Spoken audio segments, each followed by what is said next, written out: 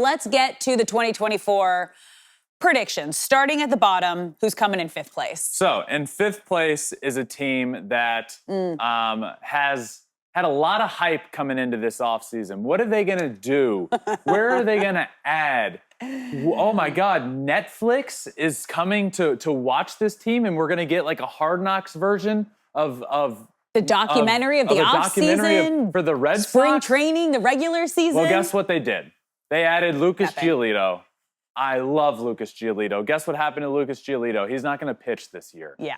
So really, the one acquisition you made, and I know they did get Tyler O'Neill as well, and I can see Tyler O'Neill having a good year, but it's not going to be enough. And it's honestly embarrassing, the offseason that the Red Sox have had. It's embarrassing the last couple of years the Red Sox have had. It's embarrassing that the Red Sox let Mookie Betts go. How far back do we want to go? Yikes. The Red Sox have been an embarrassment of an organization since they let Mookie Betts walk out of the door because they didn't want to pay him. And then the same thing happened to Xander Bogaerts. Well, we'll pay you this. No, Xander says, I want this. And then he hits free agency, and the Red Sox say, okay, well, we'll pay you what you originally wanted. And then it's like, well, no, now I'm getting this out there. Yeah. So they're just always a step behind everyone. You let Mookie walk. You let Xander walk. You finally end up paying Devers, but now who's around him? Yeah. You had a potential to have Mookie Betts, Xander Bogaerts, and Rafi Devers in your lineup for the rest of eternity. And you had a chance to make this Netflix documentary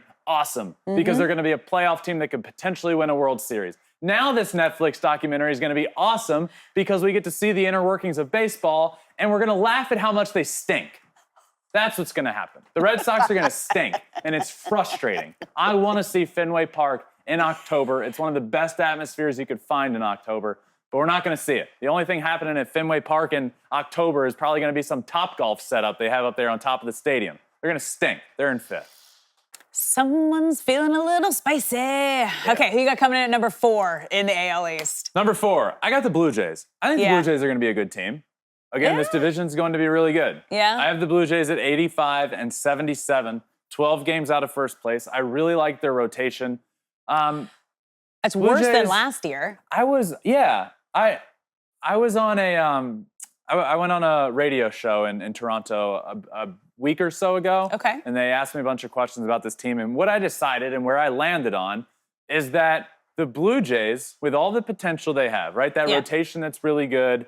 And ever since like Bo and Vladdy came up together, it's like that's going to be your core for a long time to come. And Bo's great. Vladdy's been really, really good that year, but then just good after that. But other than that, they haven't. The additions around them have been frustrating. This offseason, it was Justin Turner, who I think is a good player, but I don't think he's an organizational turnaround player. Like, guess what? They were in on Shohei Ohtani. And to the last day, it was, wait a second here. Shohei's on a plane to Toronto. That didn't end up being true. Yeah. But there was all the hype that Shohei goes there. And they were in the run. They had all the money to do it. Where's that money going? Is it going to Justin Turner? No. Is it going to Isaiah Kiner-Falefa? No. Where is that money going that you are willing to go all in with your team and all in on Shohei Ohtani? What did you pivot to with a team that's ready to win? Nothing. And that's why I think they're a good, not a great team, and that doesn't cut it in the American League East. It just doesn't. No. All right, who you got at number 3? All right, moving on to number 3 in this division, I have the Tampa Bay Rays, and I'm probably going to be wrong. Why? Because the Rays every single year come in with a roster that you just think this year, like, how are they going to do it? Yeah. I don't know.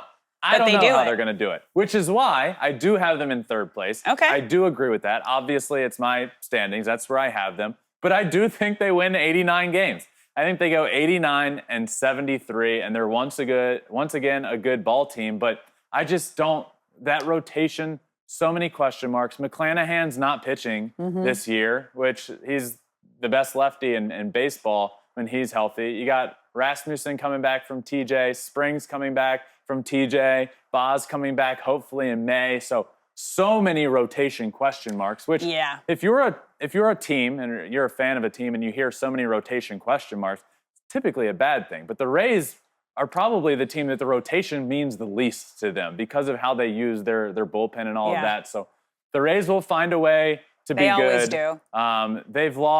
They've lost a lot. They've gone through McClanahan's injuries, Wander Franco's situation, injuries to Springs, injuries to Rasmussen. It's just like, how do you keep winning ball games? But they do it. Yeah. And I think they're going to be good, not great, which again, I don't think cuts it in the American League East because there is some talent. There's a lot of talent, and your number 2 team got one of the biggest talents that was on the market, Juan Soto and the Yankees. Yeah, I have the Yankees. I have them in second. They went 82-80 last year. I have them 10 games better this year. Not because Juan Soto adds 10 games to your team, but because they just, remember Aaron Judge goes down, and once that happened, the team really nosedived. Yeah. Nosedived. A nosedive. Nosedive? The team really nosedived? No, it's got to be What is it? Yeah. What's the past tense? The team really didn't do The team well. really took a nosedive. They took a tumble. Once Aaron Judge went down last year and hit his toe into the wall at Dodger Stadium. And then when he came back, he was still a really good ball player, but the team just was never able to really recover.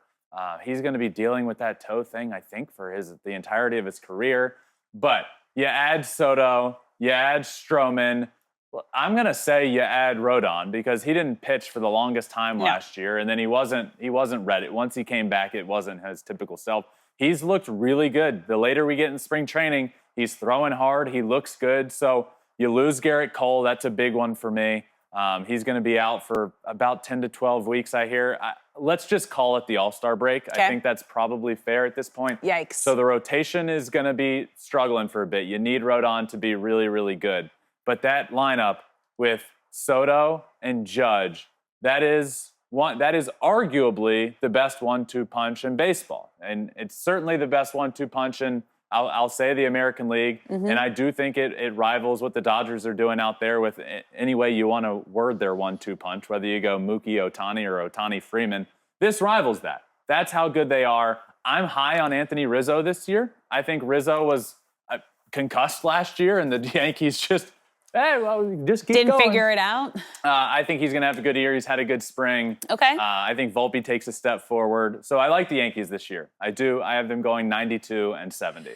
Okay, meaning you have the Orioles once again repeating, winning the AL East. Yeah, I do think the Orioles win the division. I think all of their young studs hopefully take a step forward. Yeah. And then you look at that rotation that added Corbin Burns. This is what I've been talking about for the Orioles for so long, is you get the core and then you add around them, and it's the same blueprint. Mike Elias did it with the Astros. You get that core up, and then you add where you feel you need to add with a big-time free agent or a big-time trade. He did it in Houston with Justin. This is that same sort of move, right? The offense is there. The offense is ready. The rotation just needs a big stud in it, and Corbin Burns is that guy. They did lose Kyle Bradish for a little while. News is honestly pretty good about Kyle Bradish, but again, I think it was a strain in his UCL, but he's pitching through it. He's throwing bullpens. He's looking really good by all accounts. Mike Elias has said both him and John Means should be back, quote, early on in the first half. Yeah. This rotation has the potential to be really, really good with Grayson Rodriguez back into the bullpen. Hopefully, Yanier Cano can be good. I do have some concerns with that back into the bullpen. Yanier Cano struggled in the second half a bit. Craig Kimbrell was an addition, and he doesn't give me any confidence when he comes into the game at this point in his career. Felix Bautista is going to be out this season. He's one of the best closers in baseball when healthy. So there are some question marks, but I do really, really like this team. It is a bit frustrating, Alex. I wanted Jackson Holiday. This was my question for you. You've been roster. raving about Jackson Holiday all offseason. Why do you think he did not make this opening day roster? Because he's so young.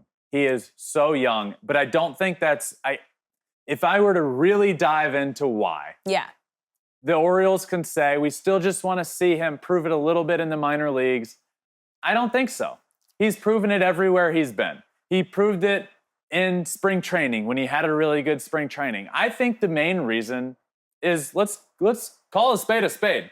This is service time manipulation with Jackson Holiday. It just is. They're going to call him up after a couple weeks and save a year of service time for him, and there's no way around it. There's just not. That's what the Orioles are doing here with Jackson Holiday. The dude deserved to be on that opening day roster. He really did. You're telling me you're going to go with Colton Wong over Jackson Holiday? The dude deserved his spot. This is service time manipulation at its finest. And unfortunately, imagine there's so much hype going into this season for this team. Look, once again, at the top of the division, 97-65. They won 101 games last year. Camden Yards is going to be popping to start the season. Opening day, you got the bird bath out there at Oriole Park, and the place would be rocking, and the lineup's going to be great. Imagine Jackson Holliday in that lineup when he gets announced on opening day. They robbed me of that. They robbed him of that. They robbed the Orioles fans of that, and I'm downright pissed. But they're going to win the division. Thank you for watching the Flippin Bats YouTube channel. If you enjoyed this video, make sure to like it, subscribe to the channel, and turn on alerts so you can stay up to date with all of our MLB coverage.